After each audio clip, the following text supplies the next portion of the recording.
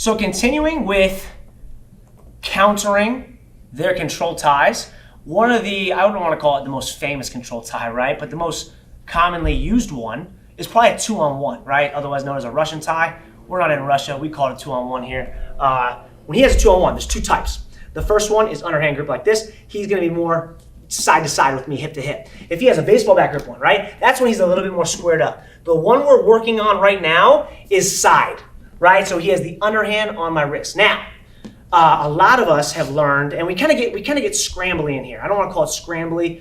The panic wrestle. Panic wrestle is create space, right? So go ahead and get this. Oh, I don't want this. I want my arm back, right? This is not going to be great wrestling. There's times to post. This just happens not to be one of them.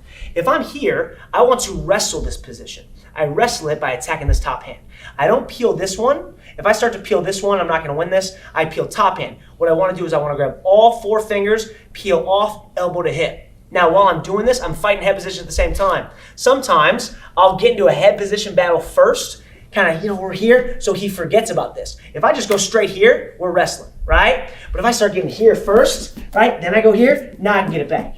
So, like I said, grabbing all 4 fingers, go slow motion, grabbing all 4 fingers, I'm peeling off. The second that I have this, he can no longer keep my arm straight. It's gonna be a lot harder for him to keep my arm straight than it is for me to keep my arm bent, right? Getting it back to my hip. Even if he hangs on, go ahead and hang on for a second.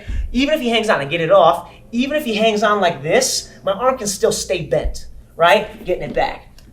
With that being said, I'm pulling my arm into my lead leg. I'm a right leg lead. Gotta be aware of that, right? And he's on the side of me, which means this is the closest leg to him. So as I pull my arm back and I go elbow to hip, I need to down block. Just make it a reaction, make it a habit. I need you guys to get into it, rhythm, right? I peel off, even if I'm losing head position, go ahead and give me a head position. Even if I'm losing head position, right? Because right now I can't down block, right? I can't down block with my head. I need to be able to get my arm back and touch the mat, boom, here. I need to be able to get my elbow back, straight down to the mat. All right, one more time. We're wrestling here. I'm trying to wrestle, boom, hand on his top hand on all 4 fingers.